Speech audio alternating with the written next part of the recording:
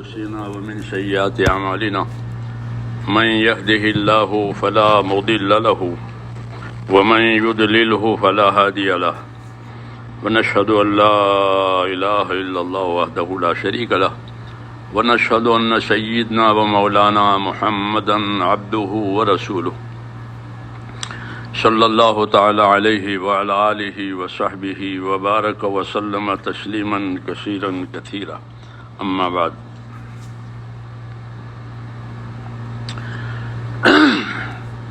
بزرگوں اور پیارے بھائیوں، سننے سنانے کا دنیا میں معمول ہے، لوگ سنتے بھی ہیں سناتے بھی ہیں، معمول ہے، عادت ہے۔ سوال یہ ہے کہ سننے سنانے کا کیا حق ہے؟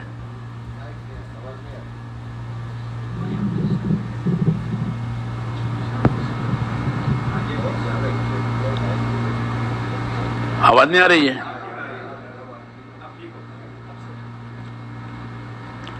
میری بات سمجھ میں آئی ہے؟ میں نے کیا کہا؟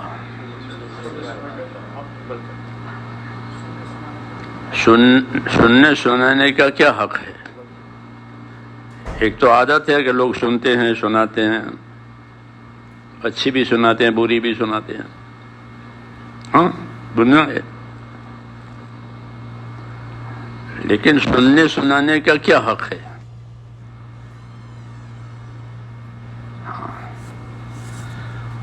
تو اللہ نے ہماری رہبری کی ہے اس کی طرف کہ سننے سنانے کا کیا حق ہے۔ یوں فرمایا فبشر عباد الذین یستمعون القول ویتبعون احسنہ اولئک الذین ہداہم اللہ واولئک ہم اولو الالباب۔ یہ فرمایا کہ میرے بندوں کو بشارت دو، خوشخبری دو، اللہ کریم ہے تو بشارتوں سے چلاتے ہیں، ورنہ دھمکیوں سے بھی چلا سکتے تھے۔ ہاں کہ نہیں کرو گے تمہاری کمر توڑ دیں گے، کیا سمجھ لیا ہے؟ یہ بھی کہہ سکتے تھے، لیکن ایسا نہیں کہا، بلکہ آپ کو حکم دیا جا رہا ہے حضور صلی اللہ علیہ وسلم کو کہ بندوں کو بشارت دو، خوشخبری دو۔ وہ بندے جو بات سنتے ہیں، الذین یستمعون القول، عربی زبان میں مستمع اس آدمی کو کہتے ہیں جو ارادے سے سنے، جیسے پیچھے کھڑا رہتا ہے نا حافظ تراویح میں، وہ مستمع کہلاتا ہے۔ عام لوگ سامع ہیں، سن رہے ہیں، ارادہ وہ نہ ہو، وہ ارادے سے سنتا ہے تاکہ کوئی غلطی نہ جائے۔ ہاں تو اس لیے کہا کہ بشارت دو ان بندوں کو جو ارادے کے ساتھ بات سنیں، ایسا نہیں کہ کان پر آواز آ رہی ہے۔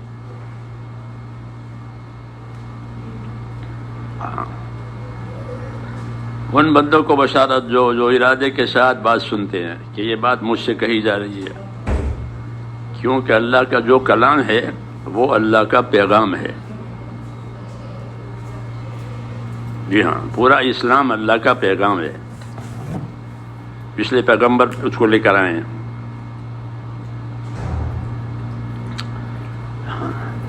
تو یہ کہا کہ بشارت دو بندوں کو جو ارادے کے ساتھ سنتے ہیں بات کو، اور سن کر کیا کرتے ہیں؟ اس کا حق ادا کرتے ہیں۔ تو حق کیا ہے اس کا؟ یستمعون القول فیتبعون احسنہ، یہ اس کا حق ہے کہ سننے کے بعد اتباع احسن کرتے ہیں۔ اتباع احسن کا مطلب یہ ہے کہ سننے کے بعد عمل کا نمبر آئے گا، ہے نہیں بات؟ پہلے سنا، اب کیا کرنا؟ جیسے اذان سنی اب نماز پڑھنی، قاعدہ ہے کہ سننے کے بعد عمل کا نمبر آتا ہے۔ ہاں، سن کر چھوڑ دینا یہ گانا ہوتا ہے، گانا لوگ سن کے چھوڑ دیتے ہیں، اس کا کوئی حق نہیں ہوتا. جی ہاں، گانا ہے کہ گا رہے ہیں، تو ایسا نہیں ہے. اس لیے نبی کو شاید نہیں سکھایا اللہ نے، ہاں گانا ہے. تو کہا سنتے ہیں اور سن کر کے اتباع احسن کرتے ہیں. تو اتباع احسن کا کیا مطلب ہے؟ اتباع احسن کا مطلب یہ ہے کہ عمل کا نمبر آئے گا تو عمل کو اچھے سے اچھے درجے پر لے جا کر کریں گے، اونچے سے اونچے درجے پر لے جا کر کریں گے، بہتر سے بہتر طریقے سے اس عمل کو کریں گے. یہ اتباع احسن ہوا کہ سنا اور عمل کرنے کا نمبر آیا تو کہ اچھے سے اچھا عمل، اونچے سے اونچا عمل کہ جس سے اللہ تعالیٰ راضی ہو جائے. یہ ہدایت ہے کہ سننے کا یہ حق ہے کہ جب عمل کا نمبر آوے تو اپنا عمل اونچے سے اونچا بناؤ، جیسے اپنی ضرورت کی چیزیں اونچی سے اونچی آدمی بناتا ہے نہیں بات؟ مکان بنائے گا تو کیسا بنائے گا کہ اپنی حیثیت کے مطابق اونچے سے اونچا بنائے گا، بہتر سے بہتر بنائے گا. کپڑے بنائے گا تو اپنی حیثیت سے بہتر سے بہتر بنائے گا. ہر ضرورت اپنی حیثیت دیکھ کر آدمی اچھی سے اچھی طریقے بنائے گا. یہ قاعدہ ہے ہر آدمی کا. تو دعوت یہ ہے کہ جب عمل کرنے کے لیے آؤ تو اپنے عمل کو اچھے سے اچھا بناؤ، کیونکہ یہ عمل بھی تمہارے لیے ہے. مکان اچھا بنایا کس کے لیے؟ اپنے لیے. اور عمل اچھا بنایا کس کے؟ اللہ کے لیے، وہ بھی تیرے لیے. ان احسنتم احسنتم لانفسکم، اچھا کرو گے اپنے لیے کرو گے، اور برا کرو گے تو خود بھگتو گے. یہ دعوت یہ ہے کہ سننے کے بعد جب عمل کا نمبر آوے تو کہ اپنے عمل کو اچھی سے اچھی شکل میں اللہ تعالیٰ کے سامنے پیش کرو. اتباع احسن کا مطلب یہ ہے. ان کے سر سے اترتا ہو کر دیا، میں نماز پڑھ لی جیسے وہ. یہ دعوت دی ہے کہ اللہ کی بات سنیں تو اپنے عمل کو اسی طرح اچھا اچھا کرے جس طرح اپنی ضرورت کی، اپنی راحت کی چیزوں کو اچھی سے اچھی بناتے ہو. بنائی نہیں؟ آدمی اپنے گھر کے لیے کوئی چیز بناوے اور بیچنے کے لیے کوئی چیز بناوے، دونوں میں فرق ہے. کہ یہ بیچنے کے لیے حلوہ، وہ اپنے گھر کے لیے بنایا وہ الگ ہے، کہ ہمارے لیے بنایا، وہ یہ بیچنے کے لیے بنایا. دونوں میں فرق نہیں ہوتا. تو جو عمل تو کرے گا اللہ کہتے ہیں وہ تو اپنے لیے کرے گا، تو اچھا تو بنا، اس کو اپنے لیے کر رہا ہے. تو یہ دعوت دی ہے اتباع احسن کہ جب عمل کا نمبر آوے سننے کے بعد تو اپنے عمل کو اونچی سے اونچی شکل میں اللہ کے دربار میں پیش کرے. یہ سننے کا حق ہے، یہ کہنا چاہتا ہوں. سننے کا یہ حق ہے کہ بھئی ہم نے بات سنی اور اب جو بات کہی گئی ہے اس پر عمل کی اچھی سے شکل اللہ تعالیٰ کے لیے پیش کریں گے. یہ دعوت ہے اللہ تعالیٰ کی. اس لیے دین کی بات کو صرف سننا کافی نہیں ہے، صرف سنانا کافی نہیں ہے، بلکہ سن کر سنا کر اس کا حق ادا کرنا ہے.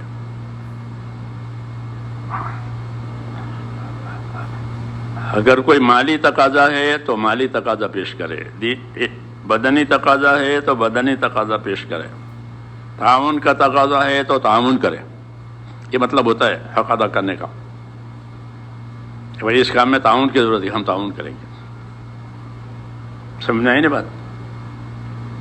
یہ بات اس وجہ سے ہے کہ اللہ نے دنیا کو دارالحقوق بنایا ہے. کیا بنایا؟ کہ حقوق ادا کرنے کی جگہ دنیا ہے اور بدلہ پانے کی جگہ وہ آخرت ہے، اور کچھ نہیں ہے. اتنا ہی ہے کہ دنیا کو اللہ تعالیٰ نے حقوق ادا کرنے کی جگہ قرار دیا ہے. یہی اصل مسئلہ ہے. حساب کتاب بھی اسی وجہ سے، کیونکہ جب حق ہوتا ہے تو حساب کتاب ہوتا ہے. کہ حق ادا ہوا نہیں ہوا، پورا ہوا کتنا، وہ کتنا باقی رہ گیا. اس لیے حساب کتاب ہوگا اس کا آخرت میں. کیوں کہ یہ دارالحقوق تھی. حق پورا ہوا نہیں ہوا، ادھورا ہوا، ناقص ہوا، کیسا ہوا. جی ہاں، اللہ کی دو صفت ہے. ایک صفت اللہ تعالیٰ کی صفت عدل ہے، انصاف کرنے والا. اس کو عربی میں دیان کہتے ہیں. دیان بدلہ چکانے والا، اچھے کو اچھا، برے کو برا. ہاں، تو اللہ قیامت میں اعلان کریں گے کہ انا دیان، میں بدلہ چکانے والا ہوں، اچھے کو اچھا، برے کو برا. کیونکہ انصاف کا یہی تقاضا ہے کہ اچھے کو اچھا بدلہ ملے اور برے کو برا بدلہ ملے. یہ آخرت کی باتیں ہیں، اس کا جاننا بہت ضروری ہے. آج کل لوگ اس کو معمولی سمجھ کر چھوڑ دیتے ہیں، اور یہ اصل ہے کیونکہ یہ پیش آنے والی ہے، باقی چیزیں گزر جائے گی. یہ گزرے گی نہیں بلکہ یہ پیش آئے گی. یہ اصل ہے. تو یہ اعلان ہوگا کہ انا دیان، میں بدلہ چکانے والا ہوں. اس لیے کس کے ذمہ بدلہ ہے؟ آؤ، اللہ کے ذمہ جن کا بدلہ ہوگا اللہ بھی چکائیں گے ان کو کہ یہ تمہارا حق ہے، لے جاؤ. اور خوش کو بڑا کہ اللہ اپنی طرف جو دے گا وہ بڑا کے دے گا. کیونکہ اللہ تاجر نہیں ہے. تاجر نفع نقصان دیکھ کر کام کرتا ہے. جی ہاں، کہ میرا نقصان نہ ہو جائے، نفع رہے. تو اللہ تاجر نہیں ہے، اللہ کریم ہے. اللہ کون ہے؟ کہ کریم.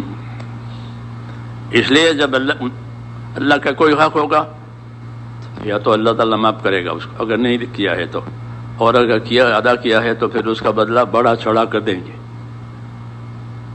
یہ بشارتیں ہیں. پھر آپس کے بدلے ہوں گے، اس میں انصاف چلے گا، اس میں انصاف چلے گا. اس لیے یہ اعلان ہوا کہ انا دیان، میں بدلہ چکانے والا ہوں. ہاں، تو چونکہ دنیا کو اللہ تعالیٰ نے دارالحقوق بنایا تھا، اس لیے قیامت میں یہ بات ہوگی کہ اب حقوق کے بدلے دیے جائیں گے. ہاں، دنیا کے لوگوں نے دنیا کو اپنی خواہش کی جگہ بنایا ہے. کھاؤ پیو، پھر کچھ نہیں ہے. ایسا نہیں ہے. اللہ تعالیٰ کہتے ہیں ایسا نہیں ہے، بلکہ تمہاری اپنی زندگی تم کو ایک نتیجے پر لے جائے گی. یہ کہا ہے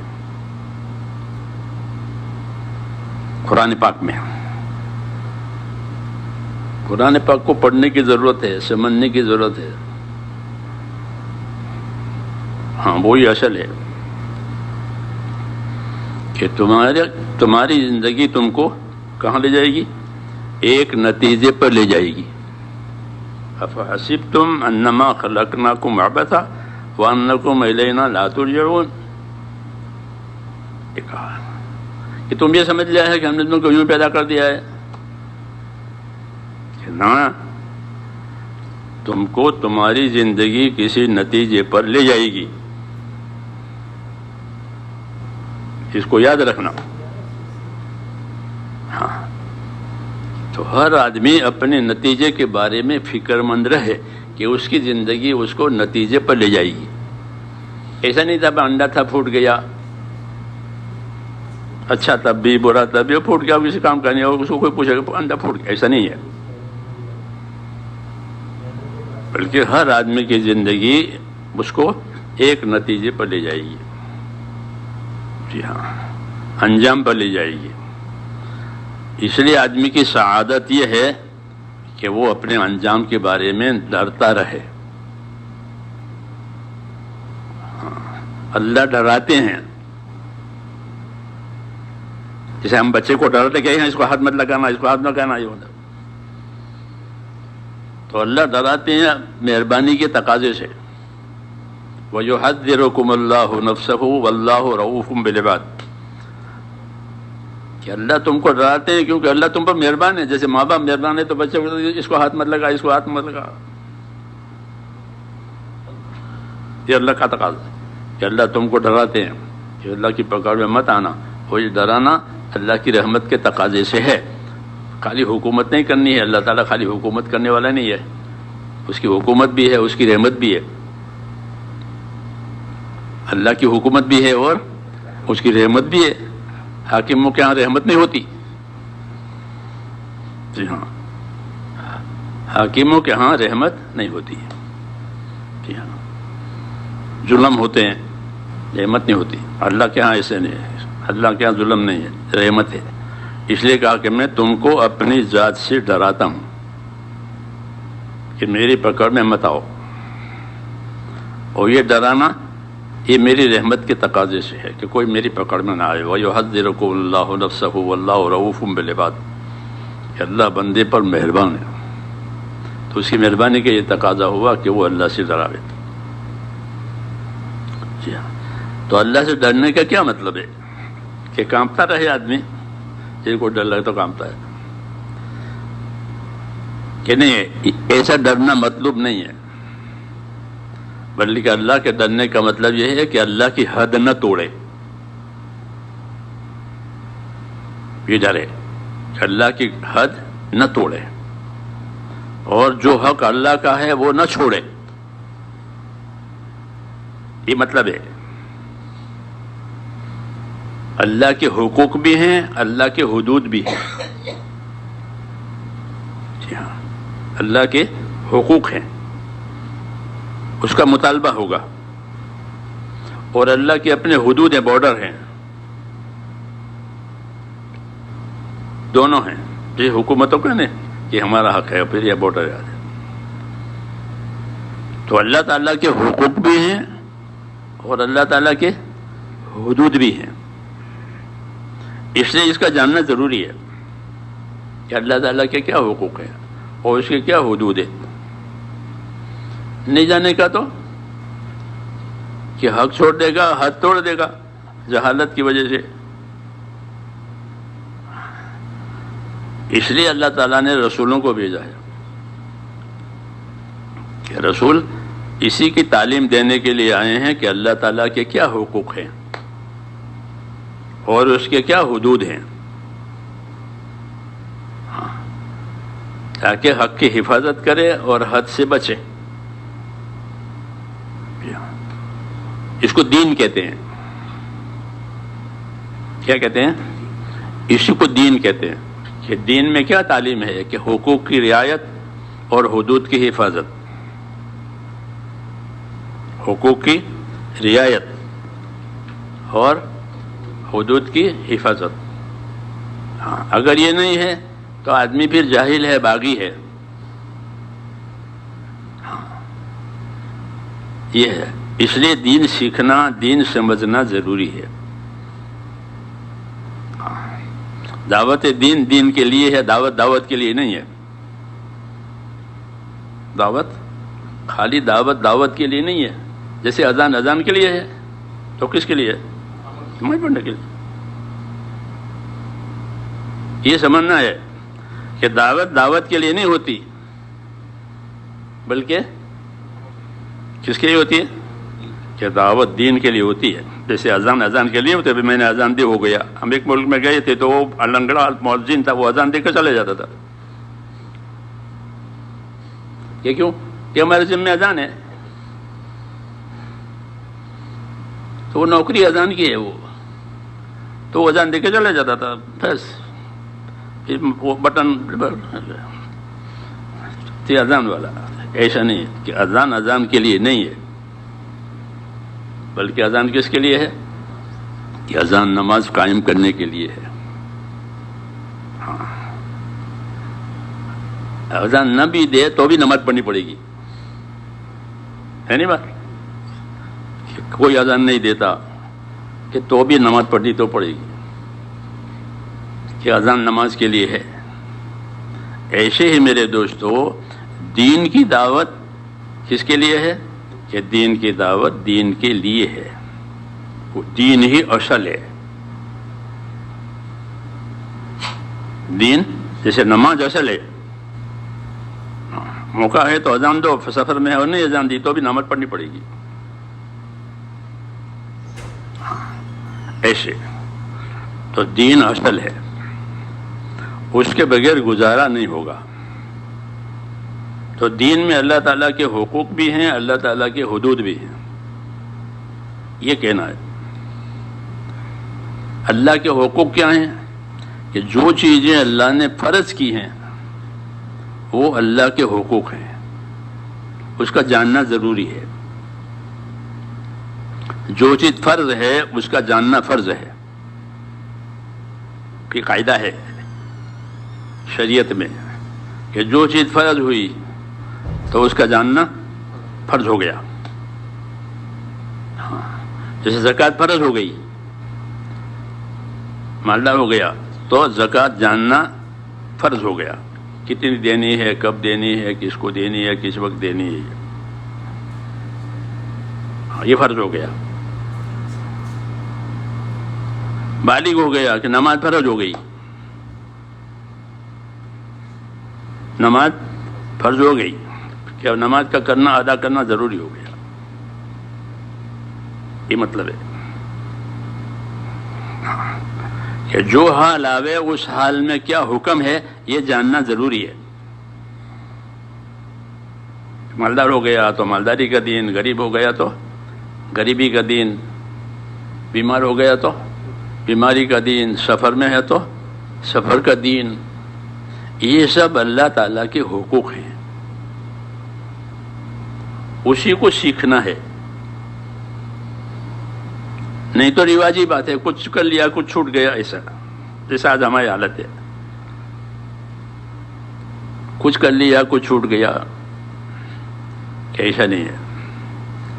فرمایا اپنے دین میں پورے پورے آ جاؤ، یہ حکم ہے، ایک ٹانگ باہر ایک ٹانگ اندر، ایسا نہیں۔ اپنے دین میں پورے پورے آ جاؤ، یہ ذمہ داری دی ہے، ادخلوا فی السلم کافہ، اپنے دین میں پوری پڑھو کہ یہاں اللہ تعالیٰ کے دین کا کیا تقاضا ہے، یہاں اللہ نے کیا حکم دیا ہے۔ یہی مطلب ہمارے تیسرے نمبر علم و ذکر کا ہے۔ علم و ذکر ہے تیسرے نمبر کا دہراتے ہیں ساتھی، جو کا یہ مطلب ہے کہ یہاں اللہ تعالیٰ کی طرف سے مجھے کیا علم دیا گیا ہے، پھر اس پر عمل کرے وہ اس کا ذکر ہو جائے گا۔ سمجھ میں آئی گا؟ ہاں، کہ آپ کسی مسلمان کے سامنے آئے تو کیا حکم ہے کہ اس کو سلام کرو، ابتدا بالسلام، سلام میں ابتدا کرنا، یہ بات اللہ کو بہت پسند ہے۔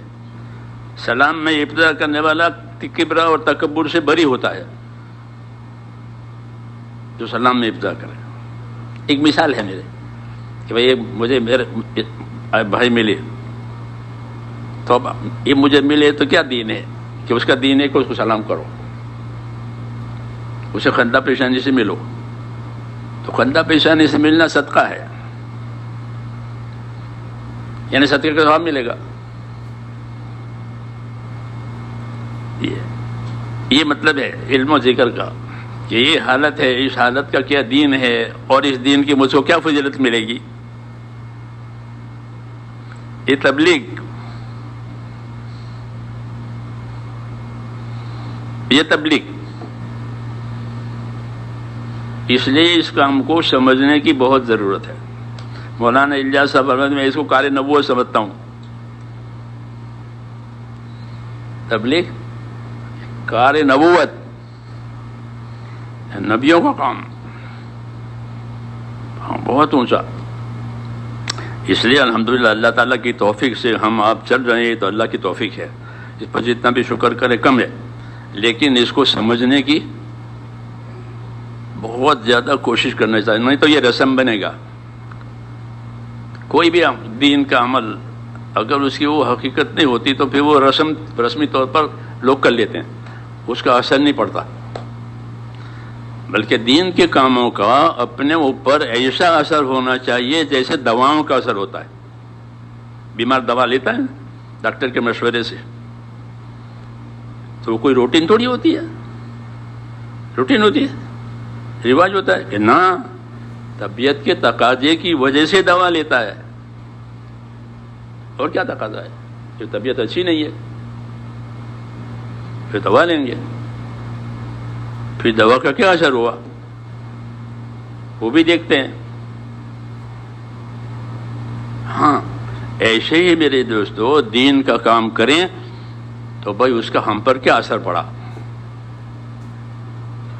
یا مزدور کی طرح سے کر کے آ گئے، جیسا کہا تھا کھودنے کا تو کھود کر کے آ گیا، وہ موجود ہے کہ بھائی اتنا کھود دینا، تو وہ اتنا کھود کے آ جاتا ہے، باقی ہم نہیں جانتے، وہ جانتا ہے، جو نقشہ بناتا ہے وہ جانتا ہے، مجھے کھودنے کو کہا میں کھود کے آ گیا، اس کو مزدور کہتے ہیں۔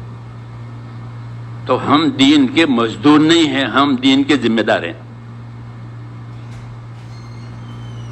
آپ مزدور ہیں کہ نہ، کہ دین کے ذمہ دار میں ہر آدمی سے اس کی قبر میں فرشتہ دین پوچھے گا کہ تیرا دین بتا، میت سے کہے گا ماں دین ہوگا، کیوں کہ یہ دین کا ذمہ دار تھا، مزدور نہیں تھا۔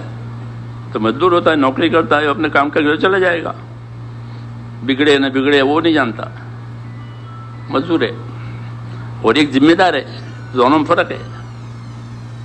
تو ہم جو ہیں میرے بھائیوں اپنے دین کے ذمہ دار ہیں۔ ہاں دین بگڑ کر آیا، دین بن کر آیا، یہ دیکھا جائے گا، سمجھ میں آئی نہیں بات؟ اس لیے اپنے دین کو اپنی زندگی میں بنانا ہے، اسی کے لیے یہ کام ہے۔ یہ کوئی میعادی کام نہیں ہے کہ بھائی چلہ دے دیا، چرمہ دے دیے، ایک میعادی کام ہوتے ایک مدت کے لیے، ایسا نہیں ہے، ایسا نہیں ہے۔ اس کی مدت تو اپنے اندر یکسوئی پیدا کرنے کے لیے ہے۔ اس کے لیے یہ مطلب تھا کہ باہر رہے گا، 4 مہینے گزرے گا تو اپنے دین کے لیے اس کا ذہن یکسو ہو جائے گا۔ جی ہاں، جیسے کسی چیز میں کوئی چیز بھرنی ہو تو پہلے اس چیز کو خالی کرتے ہیں، بوتل اچھی نہیں تو اس کو صاف کیا، اب اس میں وہ چیز ڈالنی ہے جو اصل ہے۔ ایسے کا اس کے ذہن کو، فکر کو خالی کرو، دنیا کے تقاضوں سے، خواہشوں کے تقاضوں سے۔ یہ 2 تقاضے ہوتے ہیں طبیعتوں میں، ایک اپنی دنیا کا تقاضا ہوتا ہے اور ایک انفرادی طور پر اپنے اپنی خواہشوں کا تقاضے ہوتے ہیں۔ جی ہاں، یہ 2 ہی تقاضے ہوتے ہیں، مالدار بن جاؤں، خوشحال بن جاؤں، یہ تو ہوتے ہیں، طبیعت ہے آدمی کی، ہاں، کہ یہ تقاضے غالب نہ آئیں بلکہ آخرت کے تقاضے غالب آئیں۔ یہ مطلب ہے تبلیغ کا، کہ بھئی تبلیغ میں پھرتے پھرتے کیا ہوا؟ تو صحابہ نے کہا ہم کو تو ملا، کیا ملا؟ کہ انما ہممنا الآخرہ، ہمارے عزائم، ہمارا ارادے آخرت کے بن گئے۔ یہ ہوا اس کا اثر، جیسے دوا کا اثر ہوتا ہے، علاج کا اثر ہوتا ہے، یہی ہے اصل، کہ ہمارے اندر کام کرتے کرتے آخرت کی توجہ کتنی ہوئی، یا دنیا میں پھرتے پھرتے دنیا گھس گئی اندر، یہ بھی ہوتا ہے، یہ بھی ہوتا ہے کہ دنیا میں پھرتے پھرتے دنیا اندر گھس جاتی ہے، اس کو خبر بھی نہیں ہوتی،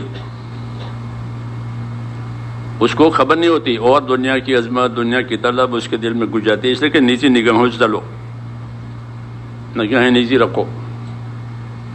جی ہاں، ہم ایک ملک میں کام کر رہے تھے تو ایک ساتھی تھا بیرون کا، تو گش میں گئے عصر کے بعد، تو ایک آدمی بھٹے بن رہا تھا مکئی کے، گش سے واپسی کے بعد وہ کہہ کے بھٹے منگواؤ، سمجھے؟ وہ بھٹے اندر گھس گئے،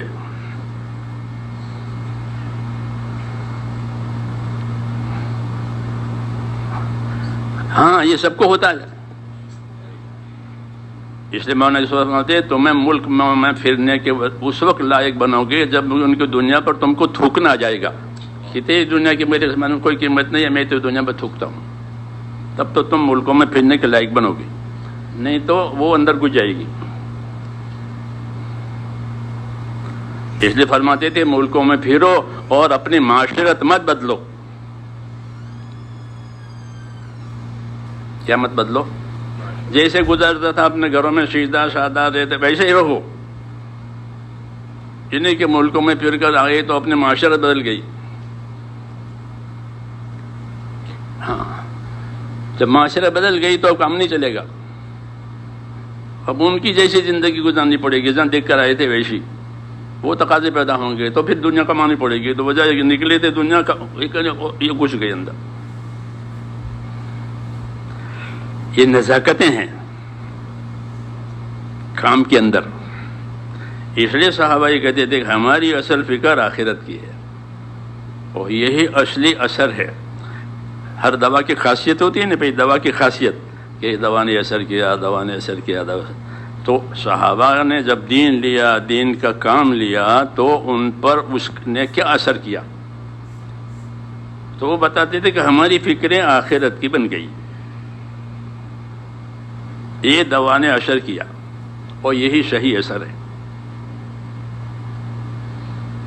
کہ ہماری فکریں کس کی بن گئی؟ آخرت کی بن گئی. کیونکہ اللہ تعالیٰ نے ہم کو آخرت کے لیے پیدا کیا ہے یا دنیا کے لیے پیدا کیا؟ دنیا کو ہمارے لیے پیدا کیا ہے، ہم کو دنیا کے لیے نہیں پیدا کیا. ہم کو آخرت کے لیے پیدا کیا ہے. وابتغ فیما آتاک اللہ الدار الآخرہ، یہ حکم ہے کہ تجھ کو جو کچھ دیا ہے ہم نے اس سے تو اپنی آخرت بنا. یہ ہر آدمی کو دعوت ہے کہ حاکم کو حکومت ملی تو اپنی حکومت سے کیا بناوے؟ آخرت بناوے. تاجر کو تجارت ملی تو اپنی تجارت سے آخرت بناوے. مالدار کو مالداری ملی تو مالدار اپنی مالداری سے آخرت بناوے. غریب کو غریبی ملی تو وہ کیا کرے؟ بھیک مانگے، بھیک مانگے، چوری کرے کہ نہیں، اپنی غریبی سے اپنی آخرت بناوے. فضائل صدقات کا دوسرا حصہ ہے نا، وہ غریبوں کے لیے لکھا ہے. یہ غریبی میں غریبی کے کیا دین ہو، پڑھنا اس کو. غریبی میں غریبی کا کیا دین ہو، کیونکہ حضور غریبوں کے بھی نبی ہیں، مالداروں کے بھی نبی ہیں.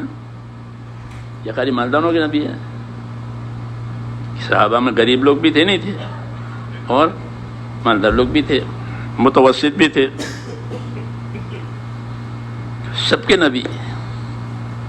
ہاں تو سب کو طریقہ دیا کہ غریبی کا یہ دین ہے، مالداری کا یہ دین ہے. جی ہاں، اسی کا نام ہے ہماری تبلیغ میں علم و ذکر. جو جس حال میں ہے اس حال کا دین اپنے اندر بناوے. یہ حق ہے. یہ کیا ہے کہ یہ حق ہے. یہی اس کام کی غرض ہے، یہی اس کام کی غرض ہے کہ جو جس حال میں ہے اس حال کا اپنے اندر دین بناوے. ہاں بس اتنا ہی تقاضا ہے. اس لیے دین آسان ہے.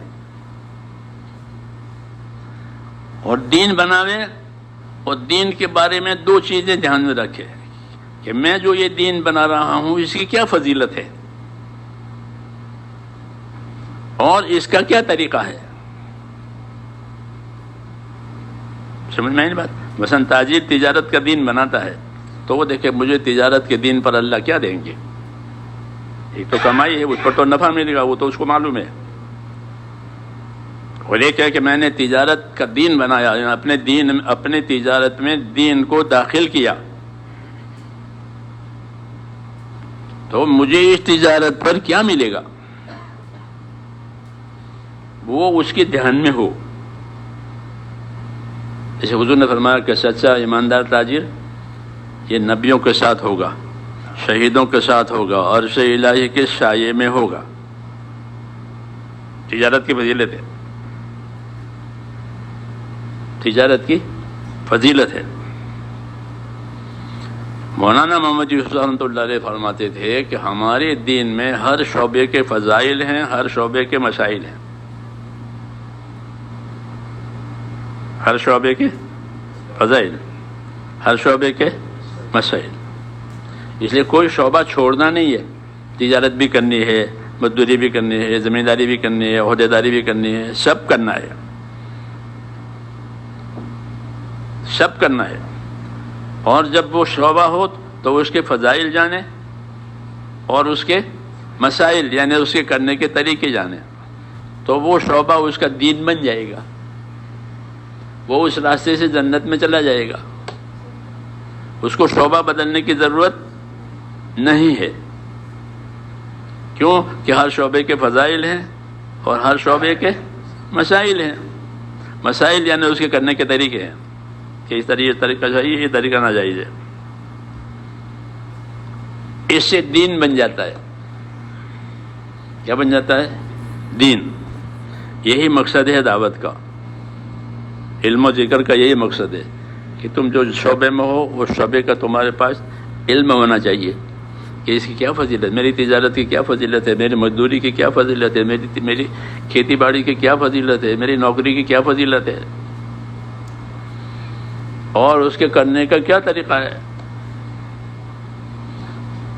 تو وہ شعبہ دین بن گیا۔ خالی مسجد میں بیٹھے رہنا ضروری نہیں کہ مسجد میں بیٹھے رہیں گے تو دین بنے گا، ایسا نہیں ہے کہ مسجد میں بھی بیٹھیں گے اور مسجد کے باہر بھی جائیں گے تاکہ مسجد والی چیز باہر چلے، وہ یہی مطلب ہے اس کا کہ مسجد والی زندگی باہر چلے، یعنی مسجد میں جو زندگی سکھائی جاتی تھی حکموں والی، فضائل والی، مسائل والی، وہ باہر بھی چلے۔ حضرت علی فرماتے تھے کہ مسلمانوں کے مارکیٹ ایسے ہی ہوتے ہیں جیسے ان کی مسجدیں ہوتی ہیں۔ مسلمانوں کی بات ہو رہی ہے، دوسروں کی نہیں ہو رہی ہے کہ مسلمانوں کے مارکیٹ کیسے ہوتے ہیں کہ سوق المؤمنین کا مسلحہم، کہ مسلمانوں کے مارکیٹ کیسے ہوتے ہیں کہ جیسے ان کی مسجدیں ہوتی ہیں۔ مسجد میں کوئی غلط کام کرتا ہے؟ نہیں کرتا۔ مسجد ہے، غلط کام مت کرو، کہ فرمایا وہ مارکیٹ میں بھی ایسا ہی ہوتا ہے جیسے مسجد میں ہوتا ہے۔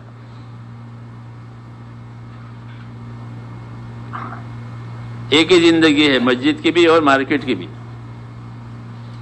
کہ ہاں کہ مسجد والوں کا خدا مارکیٹ والوں کا خدا ایک ہی ہے، مسجد والوں کا نبی مارکیٹ والوں کا نبی ایک ہی ہے۔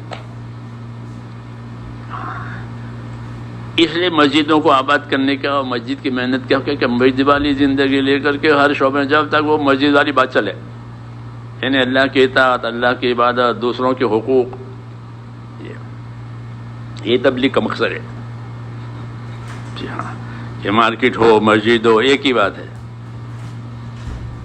سوق المؤمنین کا مسلحہم، کہ مسلمانوں کے مارکیٹ، مسلمانوں کے بازار ایسے ہی ہوتے ہیں جیسے ان کی مسجدیں ہوتی ہے، کہ مسجد میں کوئی غلط نہیں کرتا، کوئی غلط نہیں بولتا، کہ ہمیں نہیں بولے گا، وہاں کا اللہ یہاں کا اللہ ایک ہی ہے۔ یہ زندگی، جی ہاں، ایمان کی محنت کے ذریعے سے، دعوت کی محنت کے ذریعے سے مسلمانوں میں یہ زندگی پیدا کی، چاہے مارکیٹ میں رہیں چاہے مسجد میں رہیں، ایک ہی بات ہے۔ یہ مقصد ہے تبلیغ کا کہ جہاں بھی ہوں ہم اپنے دین پر ہیں، جہاں بھی رہیں کہاں رہیں کہ اپنے دین پر، اپنے دین کے کام پر، اپنے دین کے تقاضے پر رہیں، تاکہ ہر جگہ سے اس کو کامیابی ملے، مسجدوں سے بھی، مارکیٹوں سے بھی، دفتروں سے بھی، سب جگہ سے کامیابی ملے۔ حضور صلی اللہ علیہ وسلم ایسا طریقہ لے کر آئے ہیں۔ اس کے لیے اللہ تعالیٰ نے ہم کو دین کا کام دیا ہے، دین کی محنت دی ہے کہ اگر یہ محنت صحیح معنی میں سمجھ لیا تو پھر مسلمان دنیا دار نہیں ہوتا ہے۔ کہتے ہیں ہم تو دنیا دار ہیں، لوگ کہتے ہیں اسے کہ نہیں، کوئی مسلمان دنیا دار نہیں ہوتا، جیسے کوئی کافر دیندار نہیں ہوتا۔ کوئی کافر دیندار ہوتا ہے؟ یہ نہیں ہو سکتا۔ ایسے کوئی مسلمان دنیا دار کہ دنیا دار نہیں ہو سکتا. مسلمان دنیا دار نہیں ہوتا. اس کو اللہ نے اسلام دیا ہے، دین دیا ہے، وہ دیندار ہے. دنیا دار تو کافر ہوتا ہے، کیونکہ وہ دنیا کو پہچانتا ہے، آخرت کو مانتا نہیں ہے. کافر آخرت کو نہیں مانتا. ان ہی الا حیاتنا الدنیا نموت ونحیا وما نحن بمبعوثین، یہ کہتے تھے وہ کہ کچھ نہ، یہی دنیا ہے، جئیں گے مریں گے بعد ختم ہو جائیں گے، آخر پہ کچھ نہیں ہے. تو وہ آخرت کو نہیں مانتا وہ، اسی لیے وہ کافر ہے. کہ اللہ آخرت کہتے ہیں کہ آخرت ہے، وہی کہتے آخرت نہیں ہے. تو کافر ہی دنیا دار ہوتا ہے، مسلمان دنیا دار نہیں ہوتا. وہ اپنی نادانی سے یہ کہتا ہے کہ ہم دنیا دار ہیں. جی ہاں، یہ کہنا تو جائز ہے کہ ہم گنہگار ہیں، یہ تو ٹھیک ہے کہ بھئی ہم گنہگار، تو یہ سب گنہگار. اللہ کہتے ہیں تم سب گنہگار ہو، خطا کار ہو. لیکن یہ کہ دنیا دار، کہ ہم دنیا دار نہیں. اللہ نے ہم کو دین دیا ہے. کیا دیا ہے؟ وَرَضِيتُ لَكُمُ الْإِسْلَامَ دِينًا. یہ بڑا انعام ہے کہ ہم نے تمہارے لیے اسلام کو دین بنا کر پسند کر کے دیا ہے. پسند کر کے ایک چیز دی ہے تو کتنی بڑی بات ہو گئی. اور پسند بھی کس کی؟ کہ اللہ کی. ہاں، کچھ دوست پسند کر کے کوئی چیز لاوے. ہمارے دلی میں ایک ہے وہ ابرار، تو وہ تاجر ہے فروٹ کا. تو جب جمعرات کے دن آوے تو وہ پپیتے لاوے. پپیتوں کی تجارت ہے، یا حیدرآباد وغیرہ سے ان کے پپیتے جاتے ہیں. تو وہ پپیتے بہت میٹھے ہوتے تھے. پھر اس کے جانے کے بعد جب ہم بازار سامنے بھی دکانیں وہاں سے پپیتے خریدے، وہ ایسے نہیں ہوتے تھے.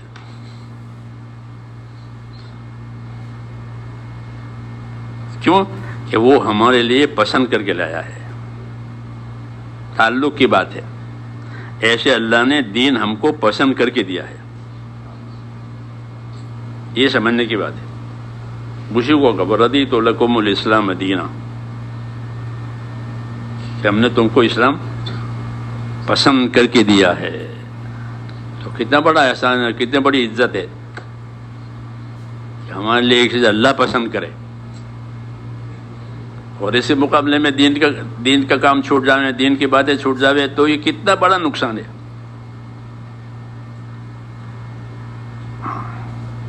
یہ سوچنے کی بات ہے. اتنا بڑا احسان کیا ہے. یہود نصارہ کہتے تھے کہ آیاتیں ہمارے پاس اترتی تو ہم تو اس دن کو عید بناتے. جب عرفات میں آیتیں اتری تھی کہ آج میں نے تم کو دین پورا دے دیا اور تمہارے لیے اسلام کو پسند کر لیا، تو وہ یہودی حضرت عمر سے کہتا تھا کہ اگر یہ آیت ہمارے پاس آتی تو اس تاریخ کو ہم عید بندہ، اور ہر سال عید بناتے جیسے بناتے ہیں، کیونکہ بڑا اعزاز ہے اللہ کی طرف سے. جی ہاں، تو حضرت عمر فرمایا ہمارے تو عید بنی ہوئی ہے، عرفات کے دن اتری ہے، اور ہر سال عرفات کا میدان جم میں آباد ہوگا، وہ تو ہے ہماری، ہم کو بنانے کی ضرورت نہیں ہے. اللہ نے ہم کو دی ہے. تو مطلب یہ کہ اللہ نے ایک بڑی چیز دی ہے. اس لیے میرے بھائیو، ہمارے پاس ایک تو اپنے دین کی قدر ہونی چاہیے کہ ہم کو اللہ نے دین دیا ہے. اس کو سوچا کریں کہ اللہ نے ہم کو دین دیا ہے. جب دین دیا ہے تو دین کا کیا تقاضا ہے؟ تو دین کا تقاضا اطاعت ہوتا ہے. کیا ہوتا ہے؟ کہ اللہ نے دین دیا ہے تو اطاعت کرو. یہی مقصد ہے نبیوں کے آنے کا. کہ نبی کیوں آتے ہیں؟ کہ دنیا میں اللہ کی اطاعت قائم کرانے کے لیے آتے ہیں. وما ارسلنا من رسول الا لیطاع باذن اللہ. کہ جب کبھی کوئی رسول زمین پر آیا ہے تو وہ اس لیے آیا ہے تاکہ اللہ کی اطاعت قائم کرے. اور کوئی مقصد رسول کا نہیں ہوتا اپنی حکومتی کرنی ہوتی اور اپنی تجارت کچھ نہیں. اللہ کی اطاعت اللہ کے بندوں میں آ جاوے. اس لیے وہ ایمان کا کلمہ لے کر آتے ہیں اور اطاعت کی دعوت دیتے ہیں کہ اللہ پر ایمان لاؤ. اور ایمان کا تقاضا اطاعت ہے. ایمان کا کیا تقاضا ہے؟ کہ اللہ پر ایمان لائے ہیں، یعنی اللہ کی اطاعت کریں گے. اپنی جان مال کو امانت سمجھیں گے. اطاعت کا مطلب یہ ہے کہ جو طاقتیں جو صلاحیتیں اللہ تعالیٰ نے ہم کو دی ہے وہ کیا ہے کہ وہ اللہ کی امانتیں بھی ہیں, اللہ کی نعمت بھی ہے, دونوں ہیں. نعمت بھی ہے اور امانت بھی ہے کہ اللہ نے مال دیا ہے کہ مال نعمت بھی ہے اور مال امانت بھی ہے. جب مولانا پڑھے نہیں جو مولانا تھانوی کا ملفوظ کہ مال حضور فرماتے ہیں مال کہ مال زندگی کا بہت بڑا سہارا ہے. نعمت ہے مال زندگی میں, ہاں کہ مال زندگی کا بڑا سہارا ہے. نعم المعونہ حدیث میں ہے کہ مال زندگی کا بڑا سہارا ہے. تو اللہ مال دے تو مال بھی نعمت ہے, صحت دے تو صحت بھی نعمت ہے, ہر چیز نعمت ہے اللہ تعالیٰ. مگر جس طرح وہ چیز نعمت ہے اس طرح وہ امانت بھی ہے. دعوت میں یہی امانت کا پہلو واضح کیا جاتا ہے کہ تمہارے پاس جو چیز ہے وہ تمہاری نہیں ہے بلکہ وہ کیا ہے, وہ اللہ کی امانت ہے. تو امانت کا کیا مطلب ہوا کہ اس سے تمہیں حقوق ادا کرنے ہیں. امانتیں اس لیے دی ہیں, جیسے پولیس والوں کو گاڑیاں ملتی ہیں وہ سب, تو کیا کرنا ہے, شکار کرنے کے لیے. اچھے اچھے گھوڑے ہوتے ہیں ان کے, تو ہوا کھانے کے لیے کہ گھوڑے بیٹھو ہوا کھاؤ, کہ نا وہ گھوڑے سرکاری ہیں, سرکاری کام کے لیے ہیں. وہ ہر چیز وہ جیپ کار جو ہے وہ بھی سرکاری ہے اور سرکاری کام کے لیے. تو مولانا اللہ صاحب اپنے آدمیوں کو یہ کہتے تھے کہ ہم تو سرکاری لوگ ہیں, ہم کون ہیں, ہم کو جو چیز ملا ہے وہ سرکاری کام کے لیے ملی ہے. یہ کہتے تھے لوگوں سے. آنکھیں ملی ہے تو کس کے لیے, گناہ کرنے کے لیے کہ نہیں, عبرت سے دیکھنے کے لیے کہ آنکھوں سے عبرت سے دیکھو کہ اللہ نے کیسے کیسے پیچھا دیا. قرآن شریف کو دیکھو, حدیثوں میں قرآن شریف کو دیکھو آنکھوں سے. تو فرماتے تھے ہم تو سرکاری لوگ ہیں اور ہماری سب چیزیں سرکاری ہے, سرکاری کام میں لگے گی.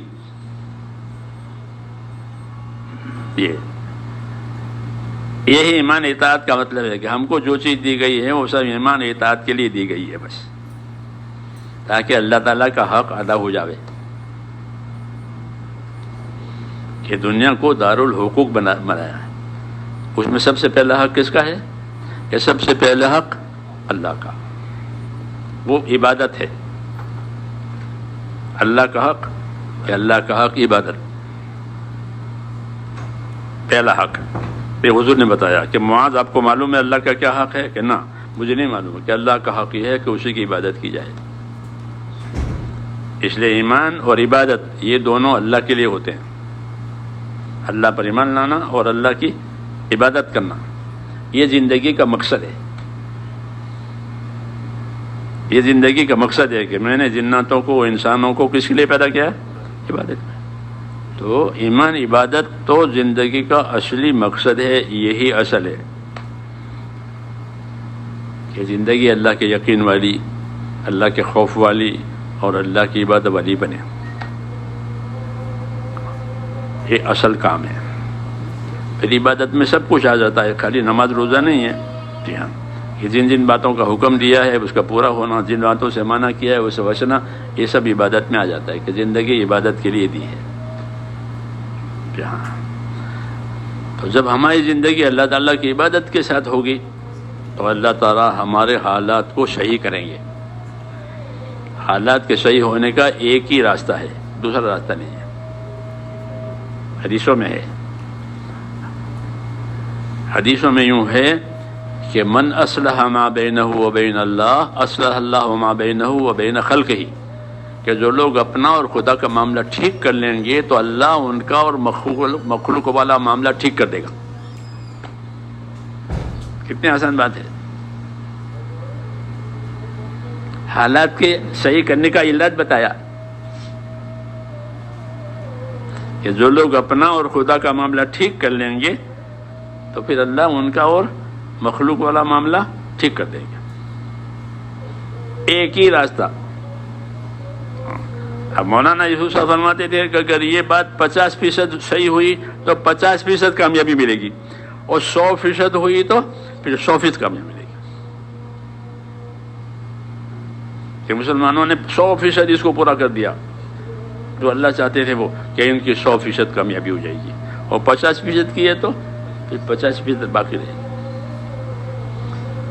یہ قاعدہ ہے کہ جو لوگ اپنا اور خدا کا معاملہ ٹھیک کر لیں گے تو اللہ ان کا اور مخلوق والا معاملہ اللہ ٹھیک کر دے گا. تو یہ بالکل آسان راستہ ہے. تو اللہ کا معاملہ تو بہت آسان ہے، ایمان سے، عبادت سے اور انصاف سے.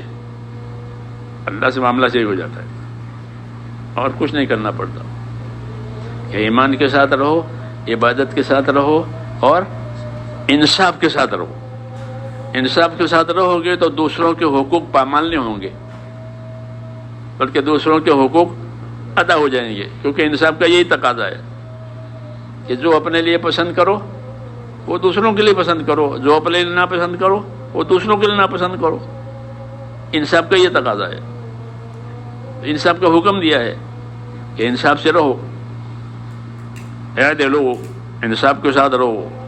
قرآن پاک میں حضور صلی اللہ علیہ وسلم کو حکم ملا تھا کہ امرت لأعدل بینکم، مجھے حکم ہے کہ تمہارے اندر انصاف قائم کروں. تو انصاف سے رہنا، انصاف قائم کرنا، یہ بھی ہمارا کام ہے تاکہ کسی کا حق برباد نہ ہو.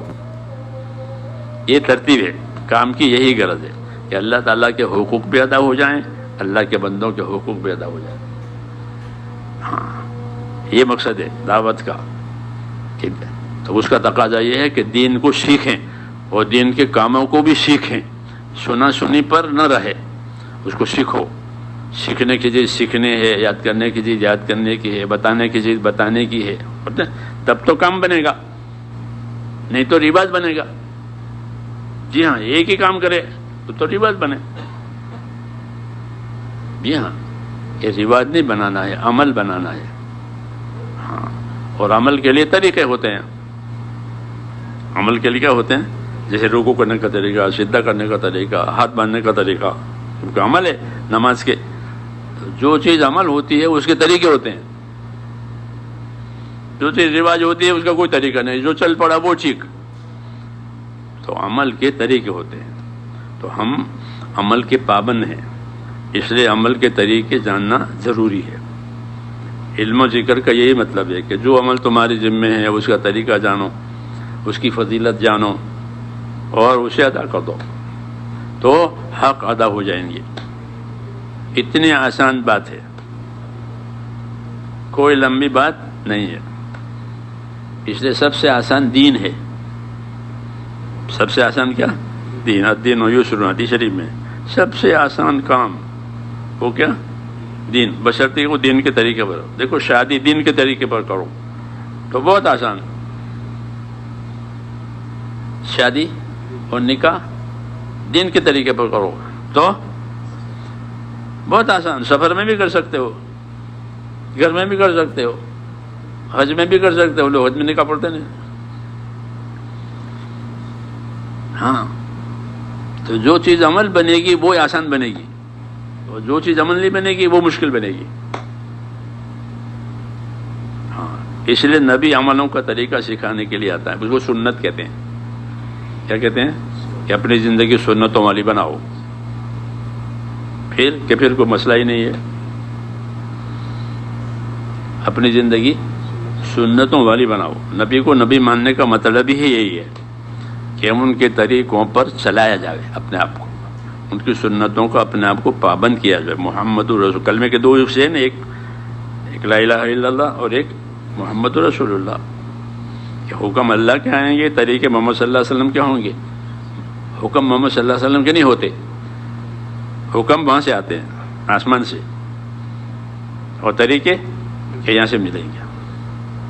ہاں، ان کا جاننا ضروری ہے. اسی کا نام علم و ذکر ہے کہ یہ اللہ کا حکم ہے، یہ نبی کا طریقہ ہے، یہ اللہ کا حکم ہے، یہ نبی کا طریقہ ہے. اب لوگ اس کو سیکھتے نہیں ہیں. تو بغیر سیکھے ہر کام مشکل. بغیر سیکھے سائیکل چلا رہے، پیدل سائیکل. چلا سکتے ہیں؟ نہیں چلا سکتے. کیوں؟ کہ سیکھا نہیں ہے. حالانکہ وہ اتنی کہ خطرناک چیز نہیں ہے کہ ہاں، لیکن سیکھنا ضروری ہے. تو میرے بھائیو، آج دین مشکل اس لیے ہو گیا ہے کہ اس کے سیکھنے کا رواج ختم ہو گیا. کہ دین سیکھو، دین سیکھو، تاکہ دین آسان ہو جائے. بغیر سیکھے ہر کام مشکل. تو دین آج مشکل ہو گیا کہ اس کے سیکھنے کا رواج نہیں رہا. یہ عمومی محنت عمومی طریقے سے دین سیکھنے کے لیے ہے. یہ عمومی محنت ہے، اللہ کے راستے میں نکلو اور عمومی دین سیکھو. کلمہ سیکھو سب سے پہلے، ہے نا. کسی کو کلمہ یاد نہیں ہے تو آپ کلمہ سکھاؤ گے؟ نہیں سکھاؤ گے. تو عمومیت کا مطلب ہے کہ شروع سے بہت سے لوگ ایسے ان کو کلمہ یاد نہیں ہے،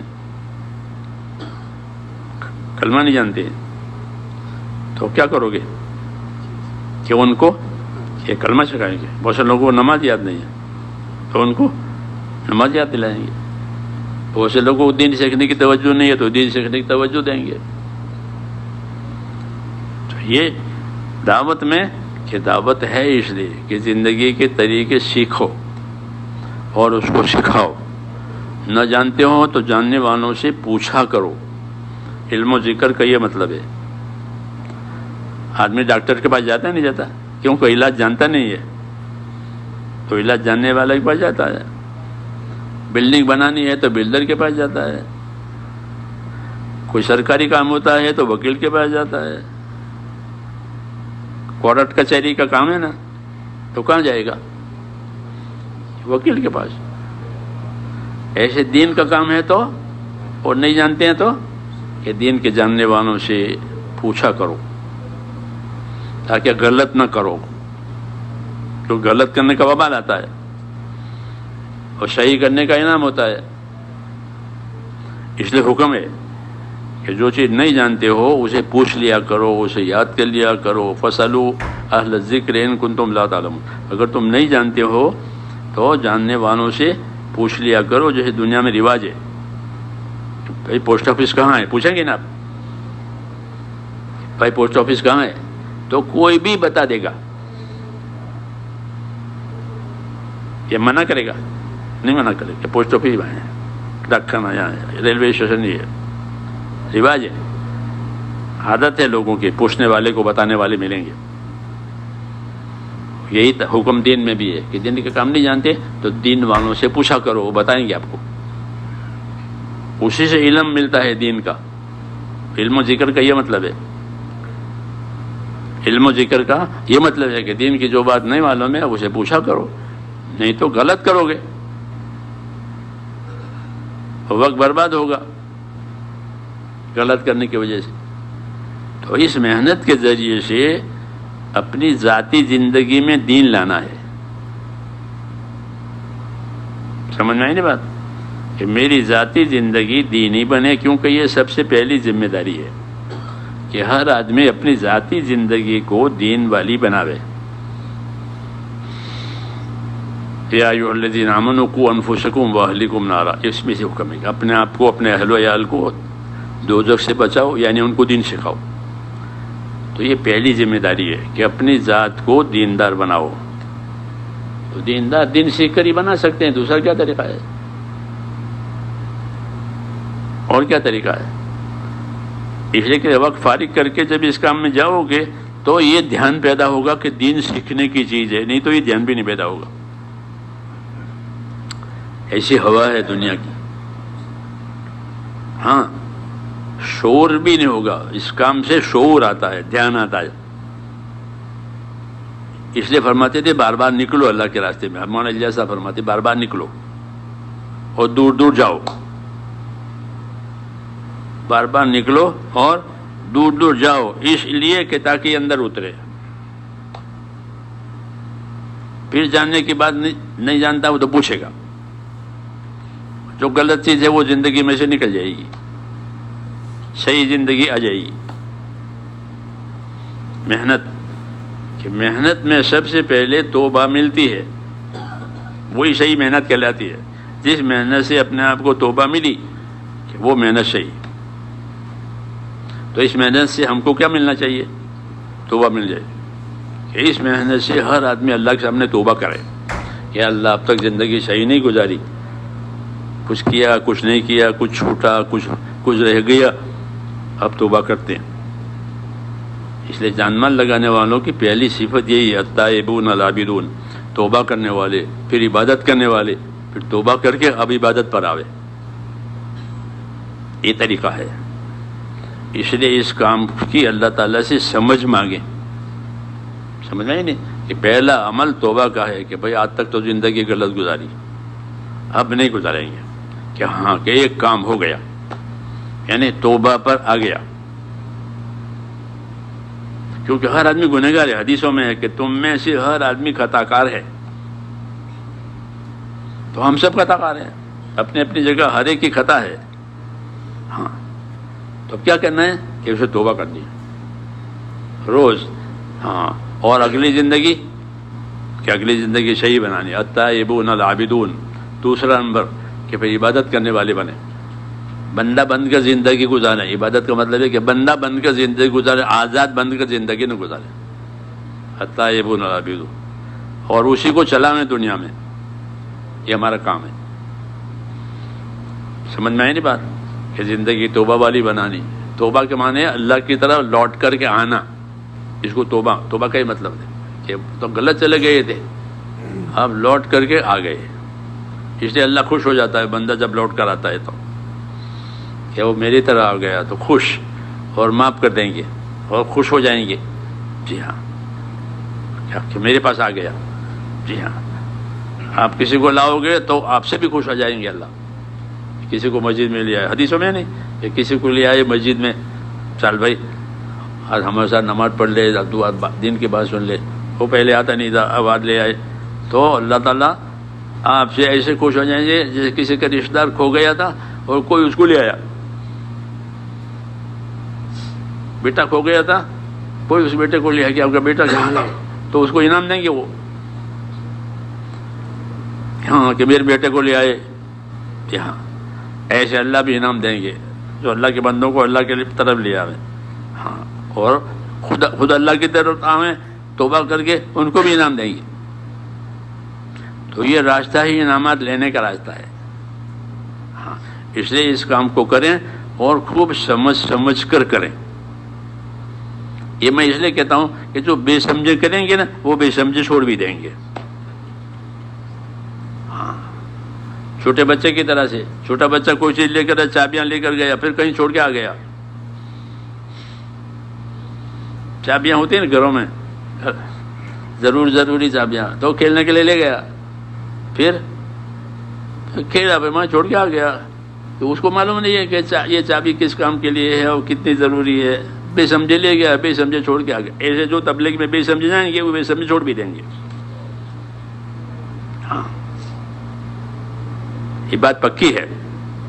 ہاں ورنہ تو ایک آدمی 100 کے نوٹ کو 100 کا نوٹ سمجھے وہ چھوڑے گا؟ بولو یہ 100 ریال ہے، چھوڑے گا؟ نہیں چھوڑ سکتا. بچہ چھوڑ دے گا کہ وہ 100 ریال کی قیمت نہیں جانتا. ہاں اس لیے یہ دعوت ہے کہ اپنے کام کو خوب سمجھو، اپنے کام کو سمجھ کر کرو کہ یہ کوئی میعادی کام نہیں ہے کہ میرے 3 دن لگ گئے، میرے 3 چیز لگ گئے، میرا سال لگ. یہ میعادی کام نہیں ہے. میعادی کام تو جیل میں ہوتے ہیں. جیل میعادی ہوتی ہے کہ بھائی اس کے 6 مہینے کی جیل، چھوڑ دو اس کو. دین میعادی نہیں ہے. یہ دین کب تک ہے؟ کہ موت تک. تو دین میعادی نہیں ہے.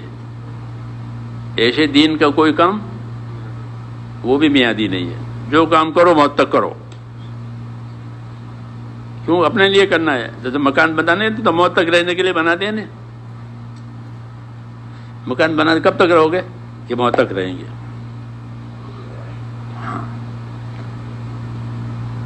تو مکان بنایا موت تک رہنے کے لیے، کاروبار کیا موت تک کے لیے. تو دین وہ دین کے کام کہ وہ بھی موت تک کے لیے، اس کو استقامت کہتے ہیں۔ کیا کہتے ہیں؟ استقامت کے ساتھ رہو کہ موت تک اس کو کرنا ہے بس۔ حضرت عمر فرماتے تھے جیسے زندگی گزارو گے ویسے مرو گے، اور جیسے مرو گے ویسے قبروں سے اٹھو گے۔ ہاں، اس لیے اپنی زندگی کو دین والی بنانی ہے، ہاں، کہ دین کے ساتھ جئیں، دین کے ساتھ مریں، اور پھر قبر میں سے اٹھیں گے تو کس حال میں اٹھیں گے؟ حدیثوں میں لا الہ الا اللہ کہتا ہوا اٹھے گا اور چہرہ روشن ہوگا،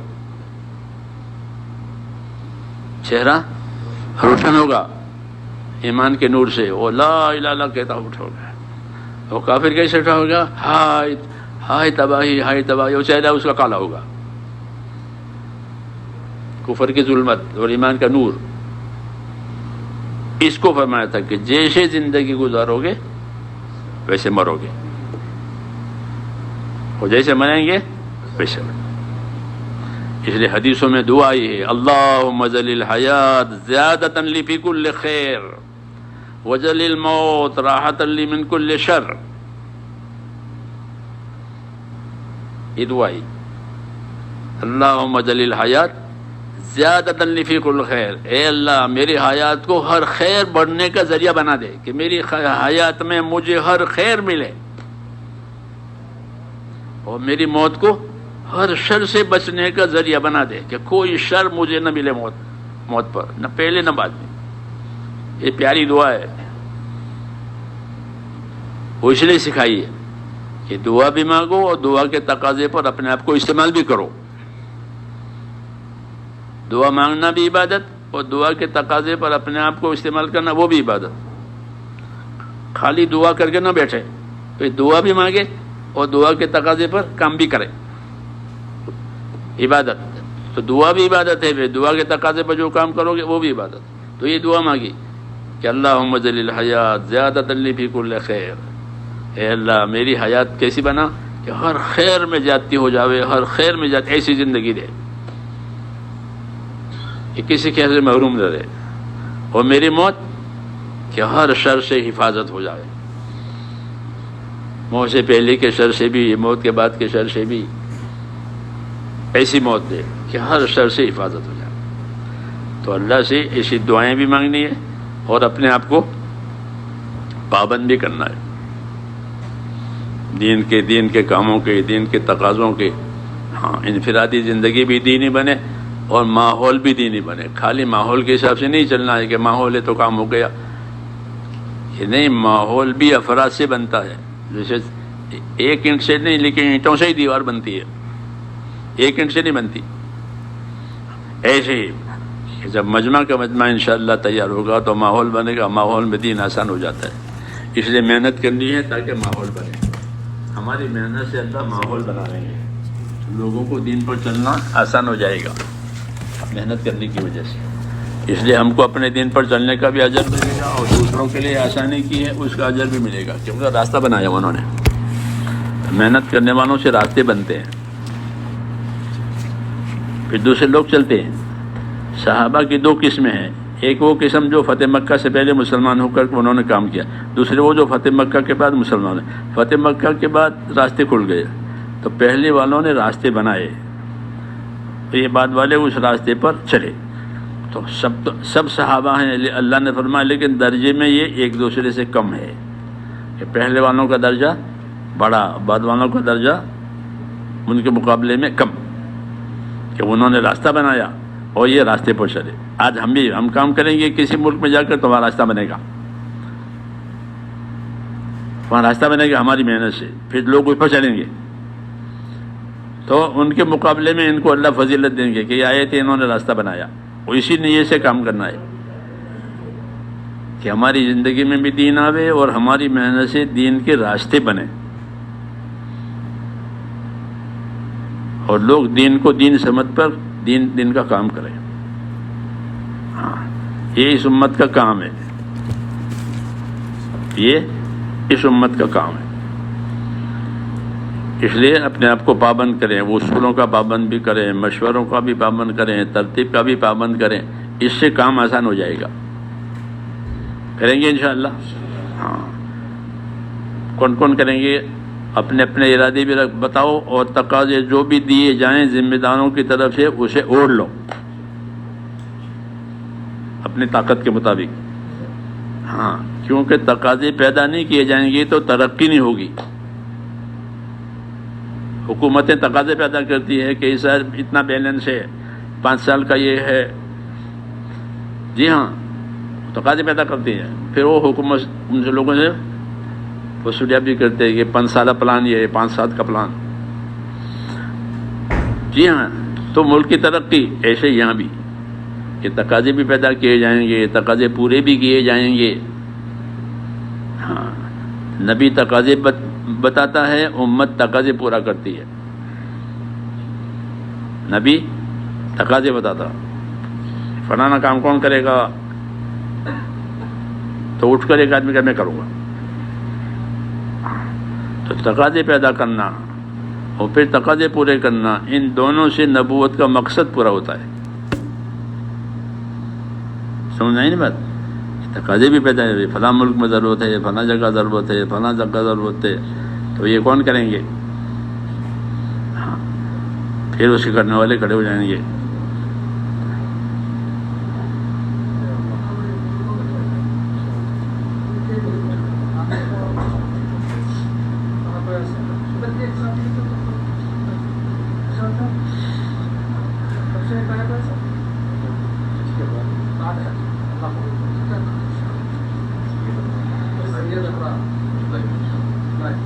اپنی نیت، اپنی ترتیب،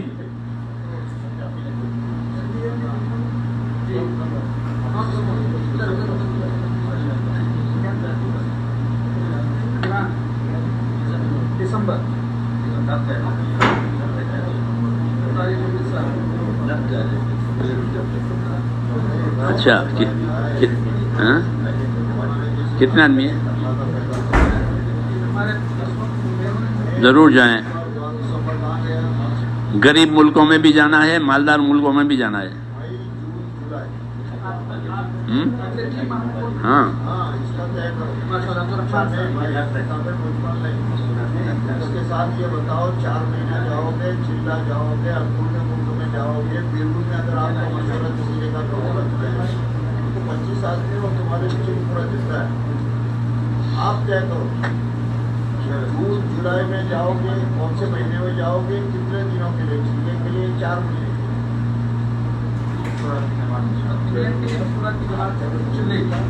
سب کون سے مہینے میں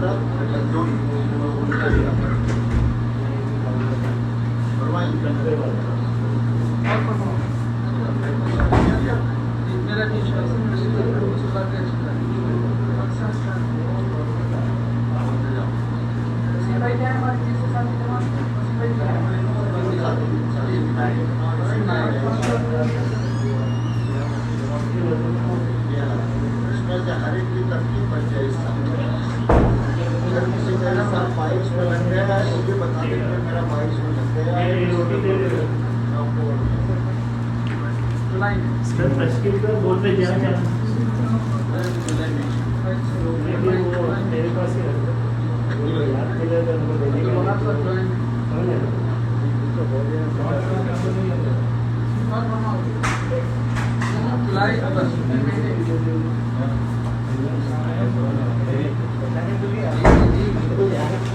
تقاضے ملے ہیں 5 ممالک 6 ممالک اگلے نومبر تک پورے کرنے ہیں، 5 ممالک کو جماعتیں بھیجنی ہیں، اس میں سے اصلی تیار ہو گئی، 2 بات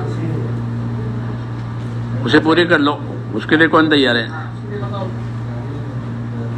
امریکہ، آسٹریلیا، یہ 2 بات ہیں۔ بحرین کی جماعت بھی تیار ہے، انگلینڈ کی بھی تیار ہے، اور البانیہ کی بھی تیار ہے۔ اس میں بھی اور مزید ساتھی ہو سکتے ہیں۔ پروفیسر حضرات کی چھٹی آ رہی ہے 17 جون سے، فرمائے وسیم بھائی آ گئے، ہم کسی ساتھی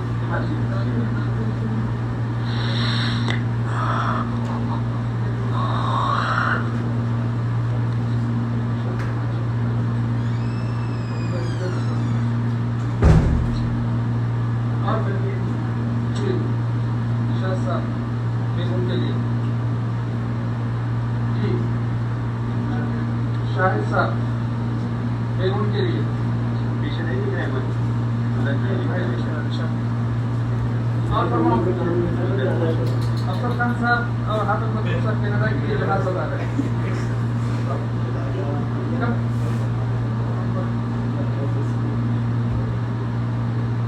सबकी तरतीब बन जाए शायद सब होता है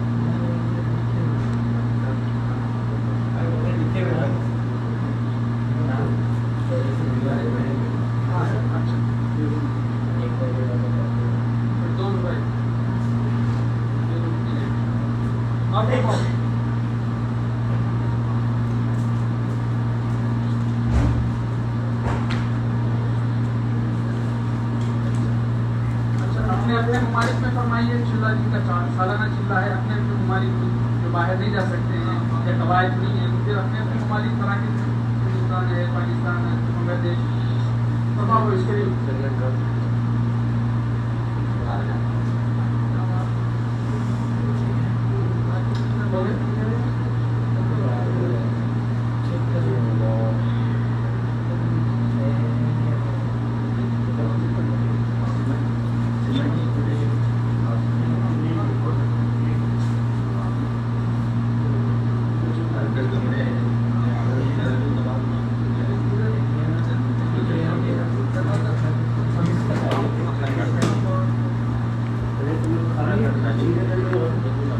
लोग यहाँ पे आ रहे हैं नमाज पढ़ने को इधर बात कर रहे हैं अल्हम्दुलिल्लाह। अब क्या है?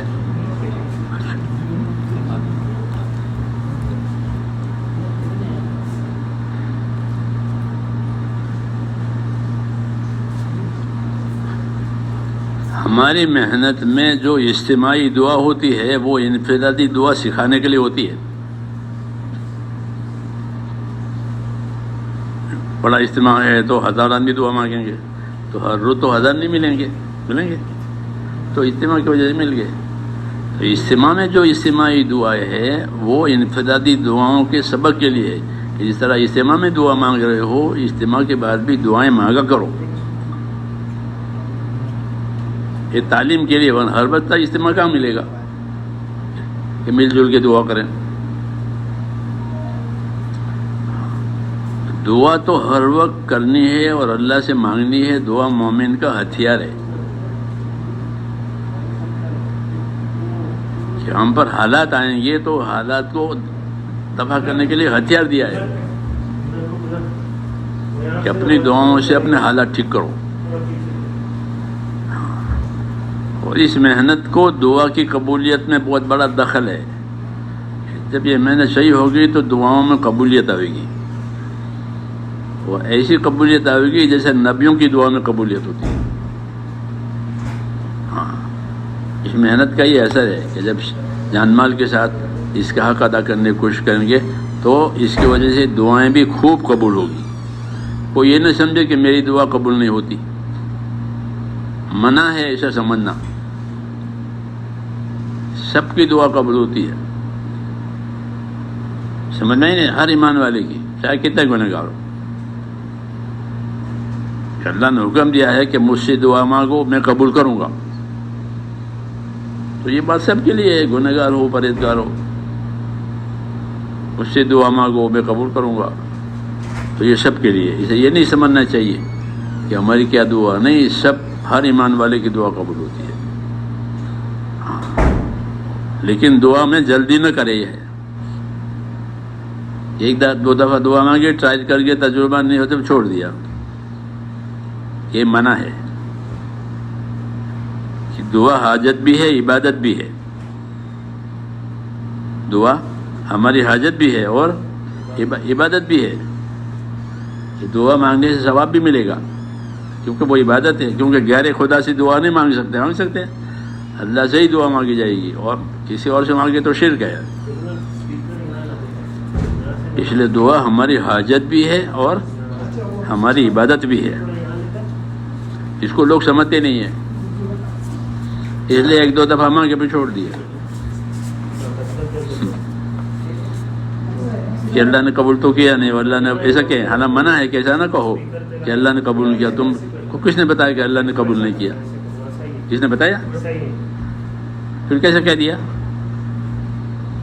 کہ مومن کی دعا قبول ہوتی ہے جب تک یوں نہ کہے کہ میری دعا قبول نہیں ہوئی؟ سمجھ میں یہ بات؟ اس لیے بھائی دعا مانگنے کا اہتمام کریں، تنہائیوں میں بھی مانگے، فرائض کے بعد میں پچھلی راتوں کو مانگے. اس دور میں، اس زمانے میں، ان حالات میں دعاؤں کی بہت ضرورت ہے. دعا اور صدقہ یہ بلاؤں کو آنے نہیں دیتا. دعا سے بھی بلا دور ہوتی ہے، صدقے سے بھی بلا دور ہوتی ہے. یہ ہمارے اسباب ہیں اللہ سے لینے کے لیے.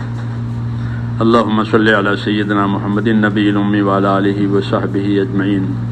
ربنا ظلمنا انفسنا وان لم تغفر لنا وترحمنا لنكونن من الخاسرین. ربنا اننا آمنا فاغفر لنا ذنوبنا وقنا عذاب النار. اللہم اقبل بقلوبنا الى دینک واقبل بقلوب جمیع المسلمین الى طاعتک. اللہم ان قلوبنا ونواسینا وجوارحنا بیدک لم تملکنا منها شیئا فإذا فعلت ذلك بنا فكن أنت ولينا واهدنا إلى سواء السبيل. اللهم كن أنت ولينا واهدنا إلى سواء السبيل. اللهم كن أنت ولينا واهدنا إلى سواء السبيل. اے اللہ ہماری مغفرت فرما، اس مجمع کی مغفرت فرما، اس مجمع کی مغفرت فرما. یہ مجمع جہاں جہاں چلا جائے ان کی بھی مغفرت فرما. اور اے اللہ پوری امت کی پوری مغفرت فرما. امت کی صلاحیتوں کو دین پر لگا دے. اے اللہ امت کی صلاحیتوں کو دین پر لگا دے. امت کی صلاحیتوں کو برباد ہونے سے بچا لے. امت کے مالوں کی، جانوں کی، آبرو کی، دین ایمان کی یا اللہ ہر جگہ حفاظت فرما لے، ہر وقت حفاظت فرما لے. ہر خیر سے ہم کو اور پوری امت کو مالا مال فرما. ہر شر سے، ہر فتنے سے، ہر بلا سے، ہر بیماری سے ہماری اور پوری امت کی پوری حفاظت فرما. جس کام کے لیے اللہ اپنے اس امت کو پیدا فرمایا ہے پوری امت کو اس کام کی طرف متوجہ فرما اور امت کی صلاحیتوں کو دین پر لگا دے اور دین کو اور اس محنت کی کرنے والوں کی بھرپور تائید اور مدد فرما. آسانیاں پیدا فرما. جتنی رکاوٹیں ہیں یا اللہ وہ رکاوٹوں کو دور فرما. جتنی جائز ضرورتیں ہماری اٹکی ہوئی ہے اے مولا اپنے کرم سے ان ضرورتوں کو پورا فرما دے. اس میں برکت عطا فرما دے، اس میں خیر مقدر فرما دے. جتنے خیر حضور صلی اللہ علیہ وسلم نے مانگی ہے ہم کو بھی وہ خیر عطا فرما دے. اور جن شرور سے پناہ چاہیے ان تمام شرور سے ہمیں بھی اپنی پناہ میں لے لے. جن دوستوں بھائیوں نے دعاؤں کے لیے کہا لکھا ہے یا اللہ ان کی جائز مرادیں پوری فرما. ان کی پریشانیاں دشواریوں میں آسانی فرما. ان کے امور میں برکت عطا فرما. ربنا تقبل منا انك انت السميع العليم وتب علينا انك انت التواب الرحيم. وصلی اللہ تعالی علیہ.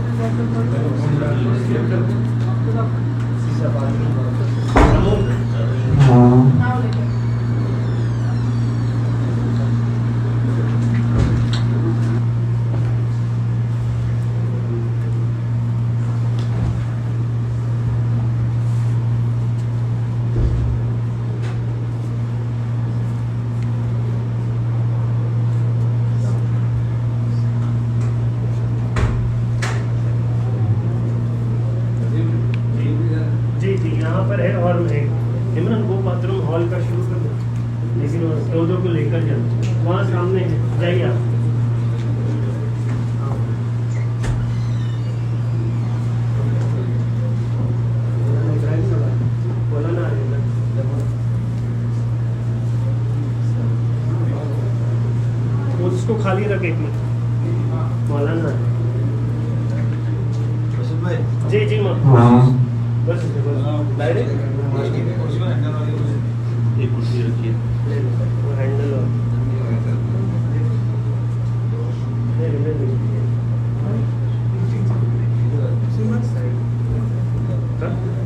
یہ حافظ عبدالرحمان بھی ہے یہاں پہ پیچھے. حافظ صاحب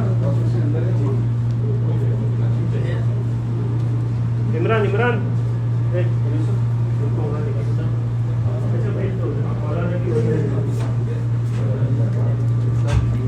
चलो जिनकी वजू है वही। हाफिज अब्दुल रहमान कहाँ है? अभी बाहर चले गए। चलिए आप आ जाइए, कोई हाफिज आ जाइए, आगे बढ़ जाइए।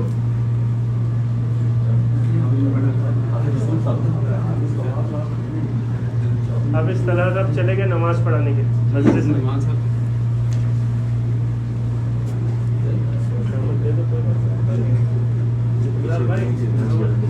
الله أكبر الله أكبر الله أكبر الله أكبر أشهد أن لا إله إلا الله أشهد أن لا إله إلا الله أشهد أن محمد رسول الله أشهد أن محمد رسول الله حي على الصلاة حي على الصلاة حي على الفلاح حي على الفلاح قد قامت الصلاة قد قامت الصلاة الله أكبر الله أكبر لا إله إلا الله.